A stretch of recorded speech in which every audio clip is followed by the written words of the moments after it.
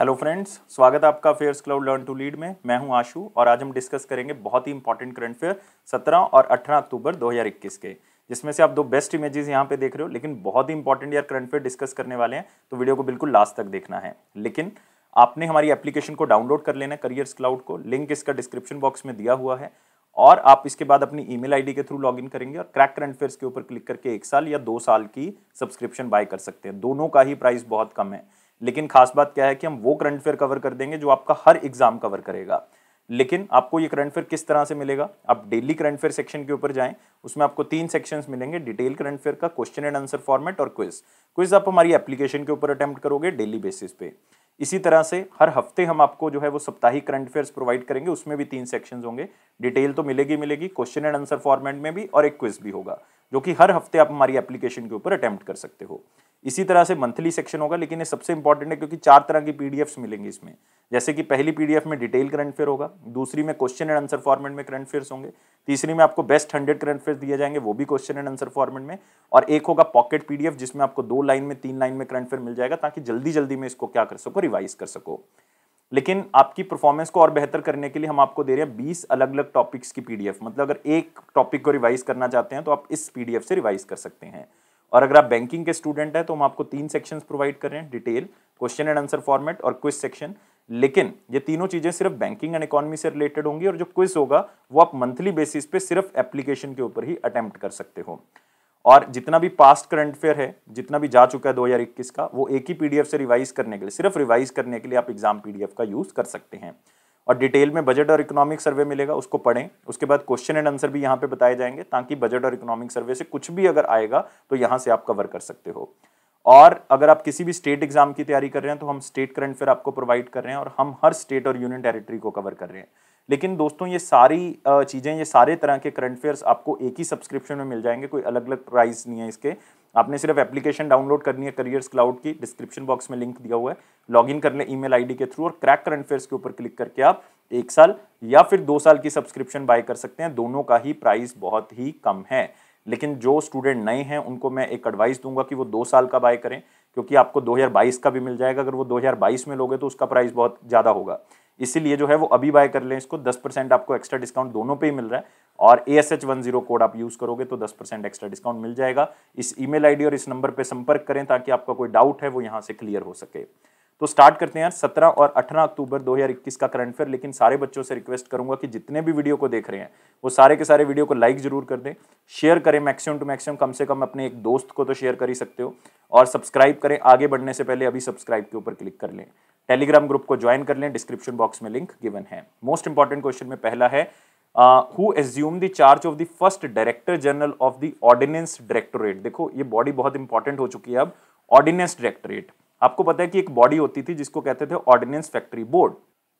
तो इस बॉडी को हमने 7 डिफेंस पब्लिक सेक्टर यूनिट्स में बांट दिया है। अब अगर 7 सेक्टर्स में बांट दिया, मतलब 7 अलग अलग कंपनीज बना दी गई हैं, तो उसको देखने के लिए जो है वो एक ऑर्डिनेंस डायरेक्टरेट बनाया गया है, जिसके पहले डायरेक्टर जनरल कौन बनाए गए हैं?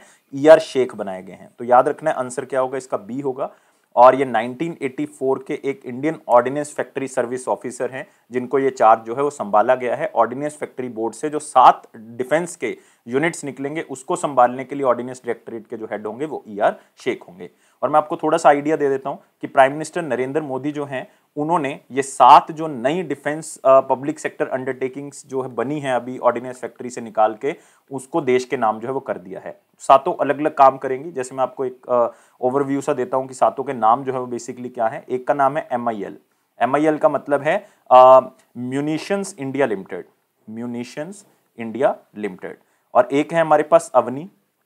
अवनी, अवनी का मतलब है आर्मर्ड व्हीकल्स निगम लिमिटेड, आर्मर्ड व्हीकल्स इंडिया निगम लिमिटेड, ये दूसरी होगी।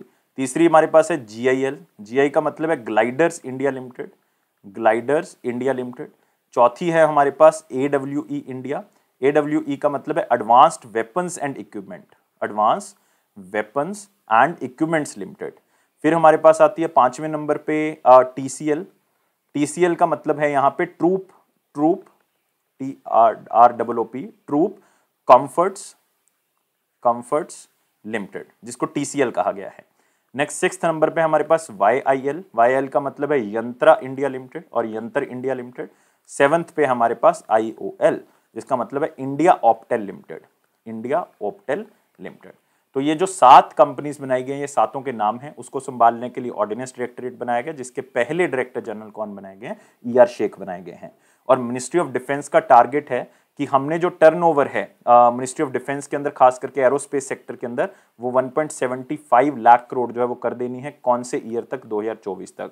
और इन्होंने लक्ष्य भी रखा है कि डिफेंस के इक्विपमेंट्स जो है वो हम एक्सपोर्ट किया करेंगे, और एक्सपोर्ट से हमें कितनी इनकम होनी चाहिए? 35,000 करोड़ जो है वो इनकम होनी चाहिए 2024 तक। ये भी टारगेट जो है रखा गया है।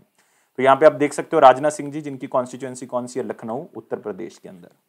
अगले क्वेश्चन के ऊपर आते हैं। Who has been appointed as the chairman of the world steel association? तो वर्ल्ड स्टील एसोसिएशन दोस्तों स्टील इंडस्ट्री के लिए एक बहुत ही इंपॉर्टेंट सेंटर है, क्योंकि ये ग्लोबल लीडरशिप प्रोवाइड करती है उन एसोसिएशंस को जो कि किससे जुड़ी हुई हैं? स्टील से जुड़ी हुई हैं। मतलब उनको इकोनॉमिक स्टेबिलिटी के बारे में बताती हैं, उनको environment sustainability, social sustainability, industry relevant चीजें जो है वो बताती हैं कि किस तरह से फोकस करना है। और जो अभी बनाए गए हैं इसके चेयरमैन, वो करंटली चेयरमैन और मैनेजिंग डायरेक्टर हैं कौन सी इंडस्ट्री के? JSW स्टील के, जिंदल स्टील के आप कह सकते हो, उसके करंटली चेयरमैन और मैनेजिंग डायरेक्टर भी हैं। तो जिंदल अगर नाम आ रहा है तो सज्जन जिंदल आएगा आंसर। तो आंसर क्या होगा? डी होगा। तो सज्जन जिंदल जो हैं वो आजकल चेयरमैन और मैनेजिंग डायरेक्टर हैं जिंदल स्टील के, वो बने हैं वर्ल्ड स्टील एसोसिएशन के भी चेयरमैन। और याद रखना है कि ये पहले ऐसे इंडियन भी बन चुके हैं जो चेयरमैन बनेंगे वर्ल्ड स्टील एसोसिएशन के, सज्जन जिंदल होंगे।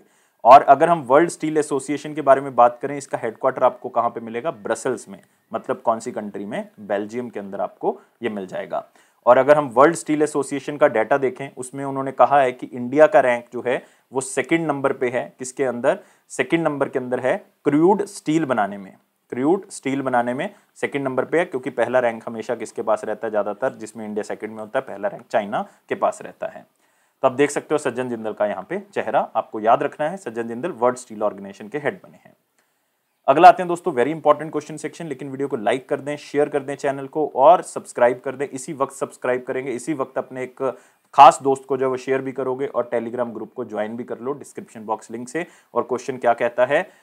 किसने जो है वो ऑस्ट्रिया के चांसलर के तौर पे शपथ ली है? अभी अभी किसने ऑस्ट्रिया के चांसलर के तौर पे जो है वो शपथ ली है? जैसे जर्मनी में चांसलर होते हैं, ऑस्ट्रिया में भी जो हेड होते हैं उनको चांसलर कहा जाता है। तो इससे पहले जो पुराने थे वो सेबेस्टियन थे, तो अगर आपको फॉर्मर पूछ लें तो सेबेस्टियन कुर्ज हैं। लेकिन अभी जो नए बनाए गए हैं वो हैं अलेक्जेंडर शेलेनबर्ग। तो याद रखना है, अलेक्जेंडर शेलेनबर्ग जो है वो नए चांसलर बने हैं कौन सी कंट्री के? ऑस्ट्रिया के। और इससे पहले सेबेस्टियन कुर्ज थे, लेकिन इनके ऊपर जो वो करप्शन चार्जेस थे तो इंक्वायरी बिठाई गई है, तो इन्होंने रिजाइन कर दिया है। रिजाइन करने के तुरंत बाद जो है वो अलेक्जेंडर शेलेनबर्ग को ऑस्ट्रिया का नया चांसलर लगाया गया है। लेकिन सेबेस्टियन कुर्ज के बारे में खास बात है क्या?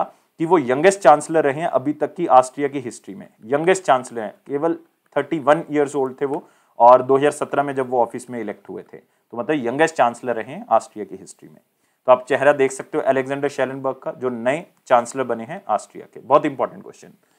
अगला आते हैं, इंडियन आर्मी की कौन सी टीम है जिन्होंने गोल्ड मेडल जीता है? किसमें गोल्ड मेडल जीता है? कोई गेम नहीं है दोस्तों, ये मिलिट्री की एक गेम मानी जाती है, एक एक्सरसाइज है जिसको कहते हैं 2021 कैम्ब्रियन पेट्रोल एक्सरसाइज। इसमें याद रखना है ये कहाँ पे हुई है? यूनाइटेड किंगडम में हुई है, उन्होंने ही इसको होस्ट किया है। एग्जैक्ट जगह पूछ ले तो वेल्स के अंदर हुई है, यूनाइटेड किंगडम में। लेकिन दोस्तों आप हैरान हो गए कि सर इस तरह की भी कोई एक्सरसाइज होती है जिसमें मेडल दिए जाते हैं? यस, ये है कैम्ब्रियन पेट्रोल एक्सरसाइज, और ये इतनी आप कह सकते हो कि इतनी ज़्यादा जो है वो इसकी पब्लिसिटी की जाती है कि इसको ओलंपिक्स ऑफ मिलिट्री भी कहा जाता है। ओलंपिक्स ऑफ मिलिट्री पेट्रोलिंग, याद रख सकते हो, Olympics of military patrolling, military patrolling. तो मतलब बहुत बड़ी बात होगी कि ओलंपिक्स नाम साथ में जोड़ दिया गया, और उसमें इंडिया की एक आर्मी की टीम ने गोल्ड मेडल जीत लिया है। और आपको शायद हैरानी होगी, इसके अंदर जो है वो 96 टीम्स ने पार्टिसिपेट किया था, 96 टीम्स में, जिसमें कुछ स्पेशल फोर्सेस भी थी, रेजिमेंट्स भी थे, 17 अलग अलग इंटरनेशनल टीम्स भी थी, और उसमें जो है वो इंडिया की एक टीम ने जो गोल्ड मेडल जीत लिया, और वो है गोरखा राइफल्स। तो आंसर क्या होगा इसका? बी होगा। तो सिंपल क्वेश्चन है, सिर्फ इतना ही याद रखना है। ये रिसेंटली 13 से लेकर 15 अक्टूबर के बीच में ये जो है वो पेट्रोल एक्सरसाइज हुई है। और ये कहाँ पे हुई है? यूनाइटेड किंगडम में, एग्जैक्ट जगह वेल्स है, और यूनाइटेड किंगडम में इसको होस्ट किया था। और 4/5 गोरखा राइफल्स ने जो है वो इसको जो है वो जीत लिया, मतलब गोल्ड मेडल उनको मिल चुका है। और चीफ ऑफ आर्मी स्टाफ कौन है हमारे पास? MM नरवाने जी, MM नरवाने जी। अगला क्वेश्चन आते हैं, रिसेंटली कौन सी कंट्री जो है वो अपना पहला सोलर एक्सप्लोरेशन सैटेलाइट जो है वो उन्होंने स्पेस में भेजा है, और वो कंट्री कौन सी है दोस्तों? चाइना। बहुत ही सिंपल क्वेश्चन है, सिर्फ स्लाइड से याद रख सकते हैं कि इन्होंने अपना सैटेलाइट जो है वो सोलर एक्सप्लोरेशन मतलब सन की ट्रैकिंग के लिए जो है वो भेजा है, सन की ऑब्जर्वेटरी में भेजा है ताकि सन की मूवमेंट को ट्रैक किया जा सके, और ये चाइना का पहला सोलर एक्सप्लोरेशन सैटेलाइट होगा। लेकिन इंडिया का भी दोस्तों एक सन या आप कह सकते हो सोलर मिशन है जिसको हम कहते हैं आदित्य L1। तो ये भी आप याद रखोगे, आदित्य L1। ये आदित्य L1 जो है वो इसरो के द्वारा लॉन्च किया जाएगा, और ये इसका काम भी यही है कि ये सन को ट्रैक करेगा उसकी ऑब्जर्वेटरी में जाके, और ये मिशन जो है वो 2022 में एक्सपेक्टेड है कि लॉन्च कर दिया जाएगा। ये इंडिया का मिशन है। और चाइना ने रिसेंटली एक और जो है वो लॉन्च किया है, आप कह सकते हो कि उसका नाम क्या है? शेनज़ोहू 13 जो है वो लॉन्च किया है, और उसमें 3 एस्ट्रोनॉट्स को भी भेजा है, अंतरिक्ष यात्रियों को भी भेजा है 3 को, जो कि 6 महीने जो है वो स्पेस स्टेशन पे रहेंगे। ये इसलिए भेजा है ताकि एक नया रिकॉर्ड स्थापित किया जाए कि किसी भी चाइनीज एस्ट्रोनॉट ने सबसे लंबा वक्त जो है वो गुजारा है वो ये 6 महीने का होगा। ये 3 एस्ट्रोनॉट बन जाएंगे ये। तो शेनज़ोहू 13 भेजा है क्योंकि चाइना अपना स्पेस स्टेशन बना रहा है, और उम्मीद है कि 2022 के एंड तक वो स्पेस स्टेशन बन जाएगा, क्योंकि 2024 में इंटरनेशनल स्पेस स्टेशन की वैलिडिटी खत्म हो चुकी है। तो चाइना अपना स्पेस स्टेशन बना रहा है 2022 में। तो याद रखनी है, ये सारी चीजें बहुत ही इंपॉर्टेंट हैं। तो यहाँ पे देख सकते हो China launch first solar exploration satellite. Next है सोना कॉमस्टर, एक कंपनी का नाम है दोस्तों। उन्होंने एक कंपनी के साथ पार्टनरशिप किया या एक ऑर्गेनाइजेशन के साथ पार्टनरशिप की है ताकि वो प्रोफेशनल और टेक्निकल स्किल जो है वो प्रोवाइड कर सके। देखो, ये आपको एक हिंट देता हूं। सबसे पहले इस कंपनी के बारे में याद रखना है, सोना कॉमस्टर। ये जो है वो एक ऑटोमोटिव टेक्नोलॉजी कंपनी है, और इन्होंने टाई अप किया है एक प्लेटफॉर्म के साथ, जिस प्लेटफॉर्म का नाम है future skills prime. Future skills prime, अगर आपको पुराने या पिछले वीडियो से थोड़ा सा याद आ रहा है, ये फ्यूचर स्किल प्राइम जो प्लेटफॉर्म है ये कौन सी ऑर्गेनाइजेशन का है? नासकॉम का। तो आंसर क्या होगा? सी होगा, national association of software and service. National association of software and service. तो इसको आपने याद रखना है, और साथ ही साथ आपने याद रखना है ये फ्यूचर स्किल प्राइम के साथ टाई अप जो है वो कर्नाटका का जो हायर एजुकेशन डिपार्टमेंट है उसने भी किया है। ये भी आप याद रखोगे, किसने? कर्नाटका का जो हायर एजुकेशन डिपार्टमेंट है उसने भी किया। क्यों किया है? जो कर्नाटका की यूनिवर्सिटीज हैं उनको इंडस्ट्रियल स्किल्स जो हैं वो फ्यूचर स्किल प्राइम प्रोवाइड करेगा, मतलब नासकॉम प्रोवाइड करेगा, उनको कोर्सेज जो है वो फ्री ऑफ कॉस्ट प्रोवाइड करेगा। यहाँ पे भी बिल्कुल ऐसा ही होना है कि जो यूथ है उनको जो है वो हम स्किल्स प्रोवाइड कर सके, जो इंडिया के सिटीजन हैं उनको स्किल्स प्रोवाइड कर सके। कौन से प्लेटफॉर्म के through? Future skill prime platform के थ्रू। और सोना कॉमस्टर का जो प्लेटफॉर्म है, अलग अलग तरह की स्किल्स जो हैं वो इनको प्रोवाइड की जा सके, और एक ऐसा इकोसिस्टम बनाया जा सके जहां पे इनको जो है वो हम इंडस्ट्री रिलेटेड स्किल्स प्रोवाइड करके इनको जॉब्स जो है वो मिल सके। तो नई टेक्नोलॉजी से रिलेटेड स्किल्स प्रोवाइड की जा सके ताकि एम्प्लॉयज की प्रोडक्टिविटी जो है वो बढ़ सके, और जिनको रोजगार नहीं भी मिल रहा उनको भी जो है वो मिलने के चांसेस बढ़ जाएं, जिनके पास है उनकी तरक्की उसमें हो सके। तो नासकॉम के बारे में याद रखोगे, देवजनी घोष आजकल डायरेक्टर हैं इस ऑर्गेनाइजेशन की, और फाउंडेड ये 1988 में इसको फाउंड किया गया था, और इसका जो हेडक्वार्टर है वो कहाँ पे है? नोएडा के अंदर, उत्तर प्रदेश में। नेक्स्ट आते हैं, विच कंपनी और C dot signed MOU to boost expansion of the telecom services in India. तो 2 ऑर्गेनाइजेशंस ने टाई अप किया ताकि टेलीकॉम सर्विसेज इंडिया के अंदर बेहतर कर सकें, खास करके आप कह सकते हो कि ब्रॉडबैंड सर्विसेज को अच्छा किया जा सके। यहाँ पे एक कंपनी है हमारे पास रेलटेल, जो कि आप कह सकते हो rail corporation of India limited का है, जो कि मिनिस्ट्री ऑफ रेलवे के अंडर आता है। और एक हमारे पास है सी डॉट, जिसको हम कहते हैं centre for development of telematics, जो कि एक रिसर्च सेंटर है मिनिस्ट्री ऑफ कम्युनिकेशन का, या आप कह सकते हो डिपार्टमेंट ऑफ टेलीकम्युनिकेशन का, जो कि एक टाई अप करता है। दोनों ऑर्गेनाइजेशन आपस में मिलती हैं ताकि हम टेलीकॉम इंडस्ट्री के अंदर मॉडर्नाइजेशन लेके आ सके, रिसर्च एंड डेवलपमेंट के ऊपर काम कर सकें, और हम इंडिया को एक आत्मनिर्भर भारत जो है वो बना सकें टेलीकॉम सेक्टर के अंदर नई टेक्नोलॉजी को लेके। तो दोनों कंपनीज ये कोशिश करेंगी कि हम अफोर्डेबल ब्रॉडबैंड सर्विसेज जो है वो प्रोवाइड कर सकें, और वो भी खास करके रूरल एरिया में, ताकि वहां पे भी हम डिजिटल इंडिया का सपना भी जो है वो साकार कर सकें। तो सिर्फ इतना ही याद रखना है, यहाँ पे सिर्फ क्वेश्चन स्लाइड से याद रख सकते हो। तो रेलटेल ऑर्गेनाइजेशन का सी डॉट के साथ टाई अप हुआ है ताकि टेलीकॉम सर्विसेज को बेहतर कर सकें। नेक्स्ट, इंडिया की जो स्टील मिनिस्ट्री है उन्होंने एमओयू साइन किया है कौन सी कंट्री के साथ, ताकि कोकिंग कोल जो है वो हम जो है वो अच्छी तरह से जो है वो बना सकें या कोकिंग कोल को अच्छी तरीके से निकाल सकें, जिसके कारण जो वो स्टील की प्रोडक्शन में जो है वो हेल्प हो सके। क्योंकि कोकिंग कोल जो है वो एक ऐसा प्रोडक्ट है दोस्तों जो कि स्टील की प्रोडक्शन में 40% हिस्सा जो है वो इसी का होता है। तो इसलिए अगर कोकिंग कोल हमारे पास है तो हम बहुत ही अच्छे से स्टील की जो है वो हम एक्सपेंशन कर सकते हैं, प्रोडक्शन जो है वो कर सकते हैं। लेकिन कोकिंग कोल के लिए जो हमारी माइन है वो जरिया माइल है। जरिया माइन जो है वो झारखंड के अंदर है और ये खदान जो है वो इसमें आग जो है वो बहुत ही फ्रिक्वेंटली, मतलब बहुत ही जल्दी जो है वो आग पकड़ लेते हैं ये माइन के अंदर, जिसके कारण जो है वो माइन आज भी अनएक्सप्लोर्ड ही मानी जाती है। इसमें से जो है वो ज्यादा कोकिंग कोल नहीं निकाल सकते हम।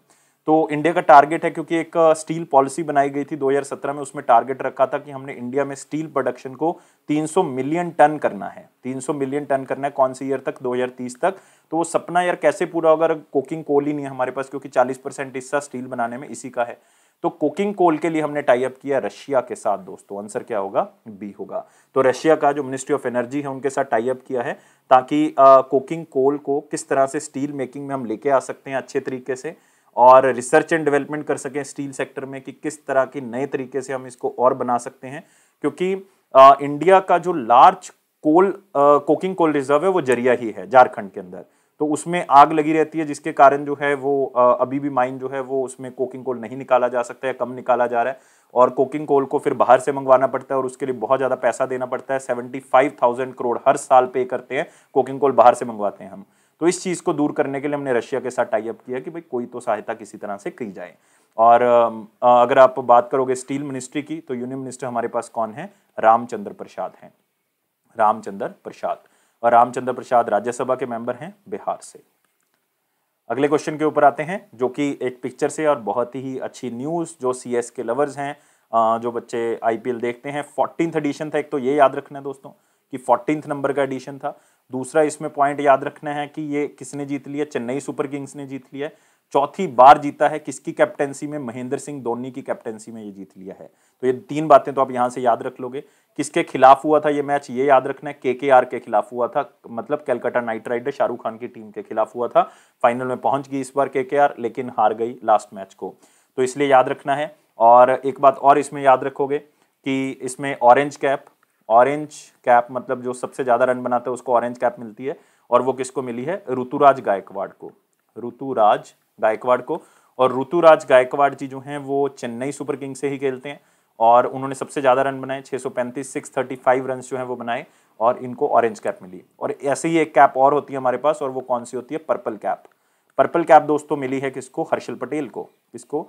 हर्षल पटेल को। सबसे ज्यादा विकेट्स लिए हैं इन्होंने टोटल 32 विकेट्स लिए हैं 15 मैचेस के अंदर, जो कि सबसे ज्यादा है, तो इसलिए इनको पर्पल है। तो ये 4-5 चीजें जो है वो आपने याद रखनी है। हाँ, एक चीज इसमें और याद रखोगे, फाइनल कौन से स्टेडियम में हुआ है? तो फाइनल याद रखना है दुबई इंटरनेशनल क्रिकेट स्टेडियम में हुआ है।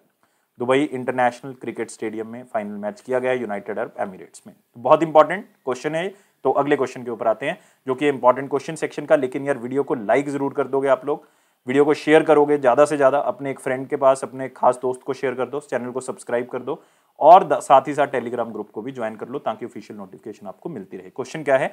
कौन सी कंट्री जो है वो मेंशन की गई है कि सबसे ज्यादा इफेक्ट हुआ है उसको ट्यूबरक्लोसिस एलिमिनेशन के अंदर? अदरवाइज वो टारगेट अच्छा खासा अचीव कर रहे थे ट्यूबरक्लोसिस एलिमिनेशन में, लेकिन कोविड के कारण जो है वो क्या हुआ, ट्यूबरक्लोसिस एलिमिनेशन के जो टारगेट है वो थोड़े से पीछे हो गए। और सबसे ज्यादा इफेक्ट कौन सी कंट्री को हुआ है दोस्तों? इंडिया को हुआ है। और ये कौन सी रिपोर्ट के अकॉर्डिंग? ग्लोबल ट्यूबरक्लोसिस रिपोर्ट, जो कि कौन देता है? वर्ल्ड हेल्थ ऑर्गेनाइजेशन इस रिपोर्ट को प्रोवाइड करती है।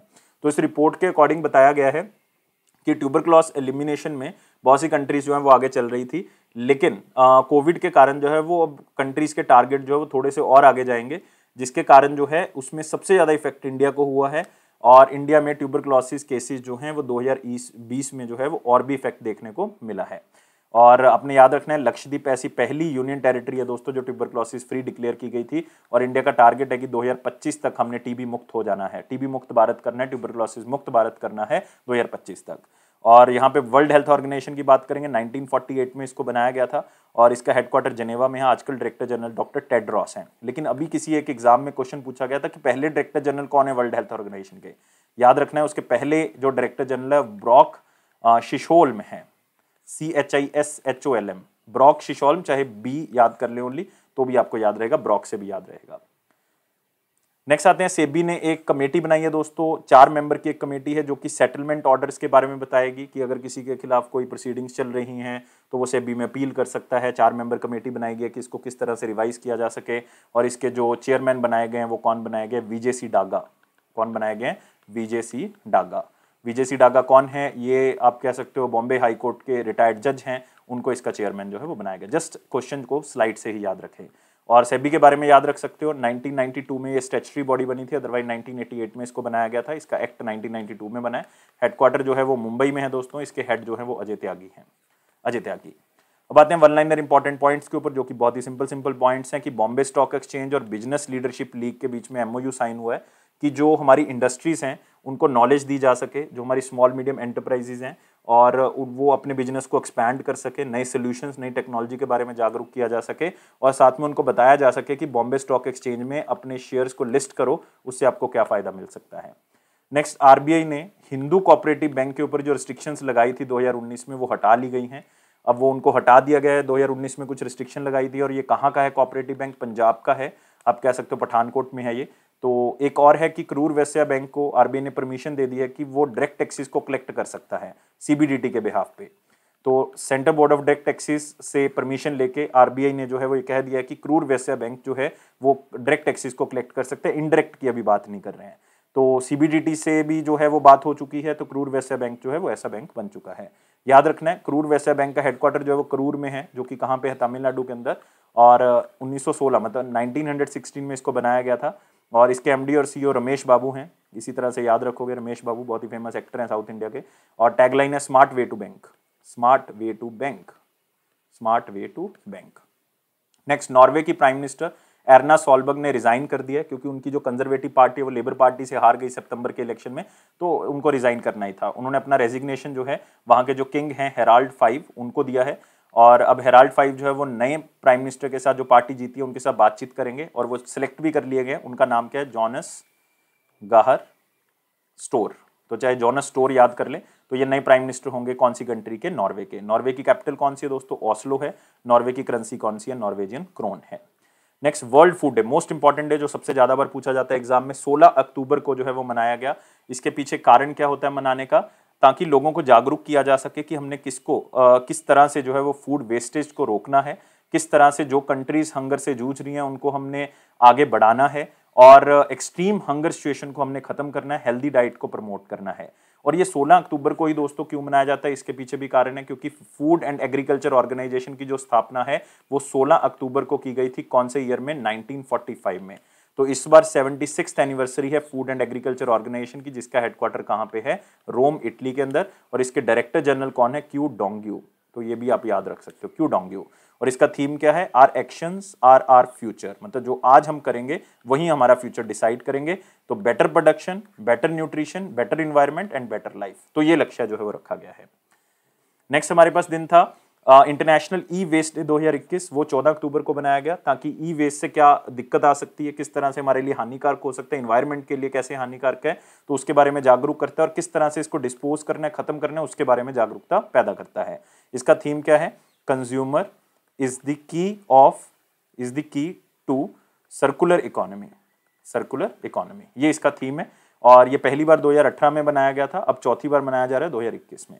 नेक्स्ट, कोविड-19 जो है वो ट्यूबरक्लोसिस एलिमिनेशन में बहुत सी कंट्रीज को इफेक्ट कर देता है, जिसमें सबसे ज्यादा इफेक्ट किसको किया, इंडिया को।